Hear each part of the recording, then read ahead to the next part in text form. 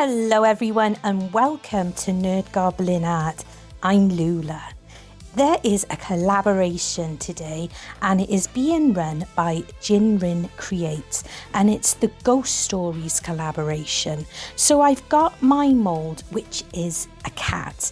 I've only ever cast this once before and I'm going to be using resin. So first, yes, magic, because we need gloves.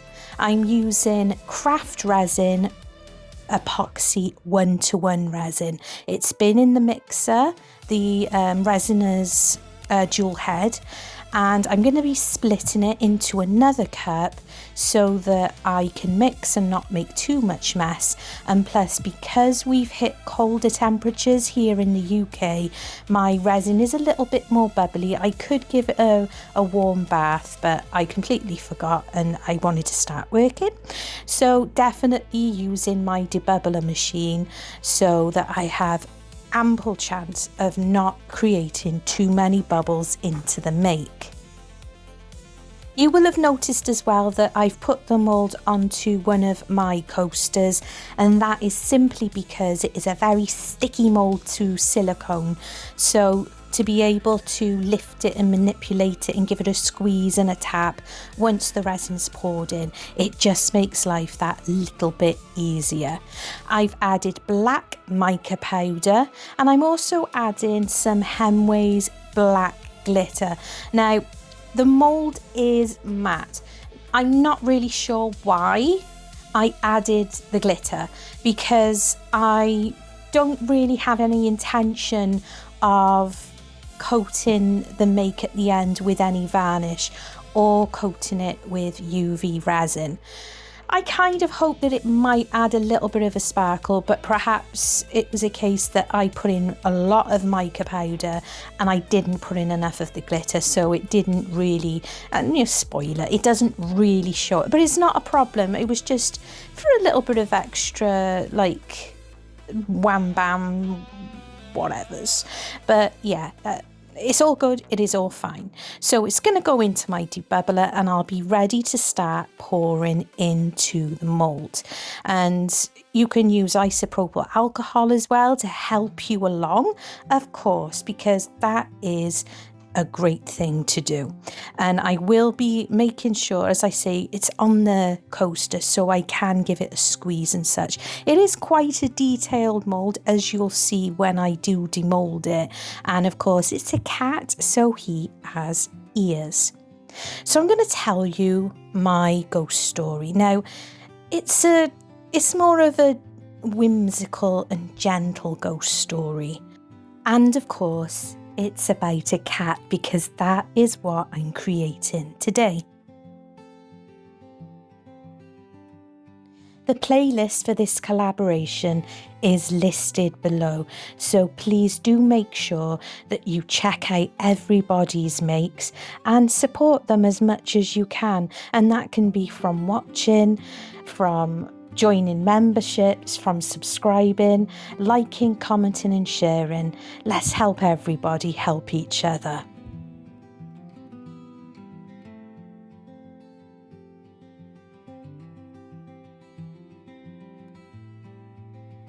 In a small cottage, draped in ivy, in an ancient wood, in the quieter part of the world, just past where all the maps run out, there lived a witch, and her name was Moira.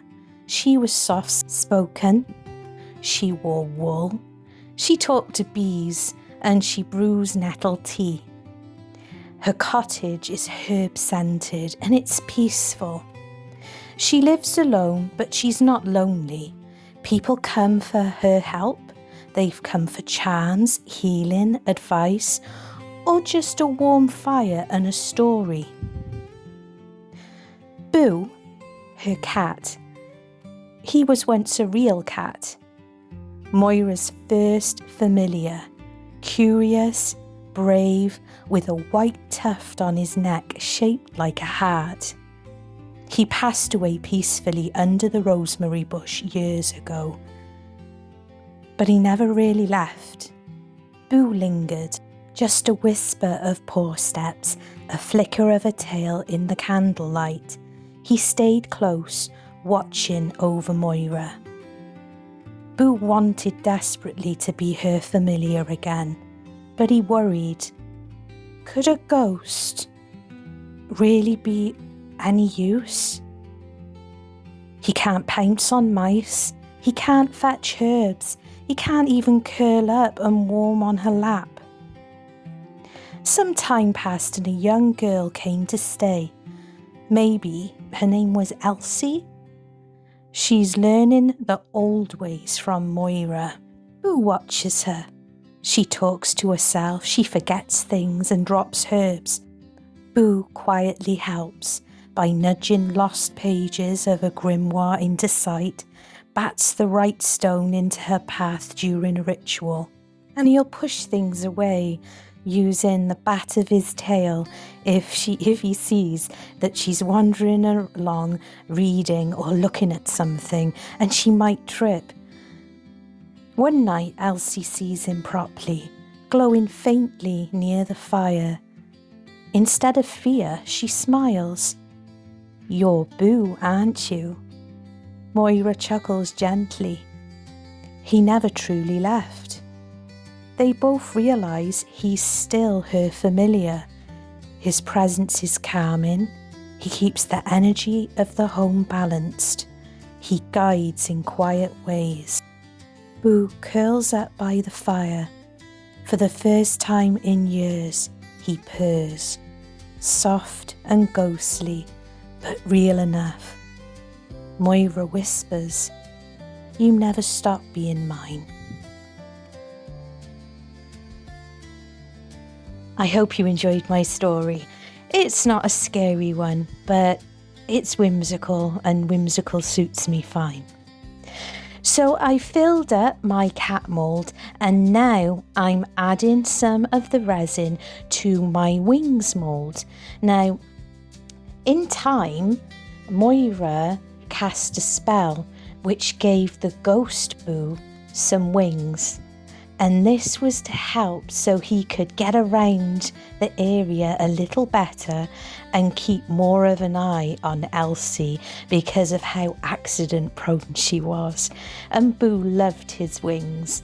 He sat with them proudly, and they helped as well because not only could he fly around the forest and keep an eye on Elsie, he could also use his wings to waft fire out of her path when she was not paying attention and could have easily tripped into some fiery flames, which is no way for a witch to go. So here we go. These have cured and I'm just demoulding them now. I have the wings that I'm going to be using on our Boo, but I got some spares and they're just going to go in my spares tub, and I'm sure they will come in handy somewhere along the line. I also cast a key ring and one of the pendant cats, which I'm going to turn into a brooch. So here we go, we're demoulding our cat now, and he's coming out really lovely. And the detail on this cat is absolutely wonderful. Look at him. Could you just imagine that this is Boo when he realised that Moira had always remembered him and he was still very welcome to be her familiar. So there's only a few things we need to do with this make. I personally think that his eyes look like they're closed, like he's like whooshed up his face. So we're going to leave the eyes as they are because I think they're closed. And I've just used my acrylic marker from Arrtx to give him his lovely little heart-shaped patch on his chest. Just like that. Isn't he beautiful? Such a handsome cat, and very, very proud, of course. So next I'm going to fix on his wings. Yes, they're bat wings. And as the story goes, Moira cast a spell so ghost Boo was able to fly around the forest, keeping a careful eye on Miss Elsie. I'm just using some super glue. Now, I don't know why this was my first thought to use, because usually it would be resin, and I do take quite a few moments trying to hold this in place, but it just wasn't strong enough.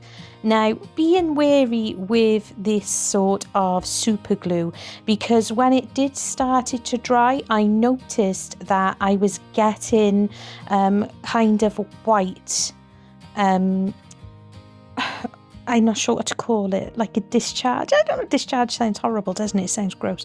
But I had to use some isopropyl alcohol to wash over the cat's back because of that substance where the glue, and I'd not had that before with any of these makes, but I guess that I've not actually glued anything onto black epoxy resin, so that's something to bear in mind. So I do end up, I don't film it because I was so busy trying to clean it up and then reattach them that I forgot to hit record, so I do apologize for that.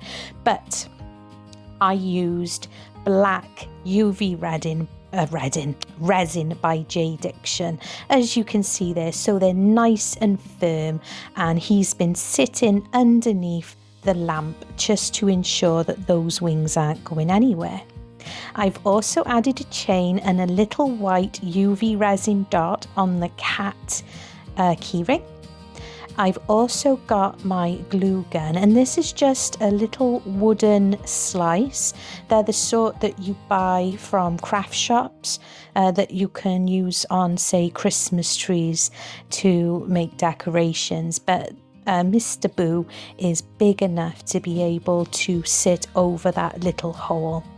I've also turned this one into a brooch and given this cat a little white tuft on his neck as well, and I think I'm going to be giving that to my mum.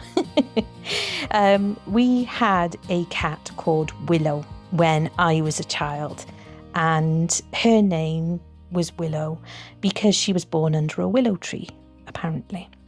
But she was also black with a little white bib, and she became pregnant, and I watched my cat, she was mine, my cat Shelley, being born on my bed.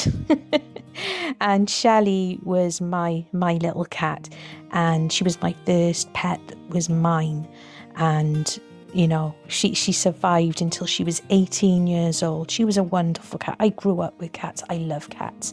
As many of you know, I have 4 of them now, and one of them, Binks, is my little black cat with a white tuft on his chest.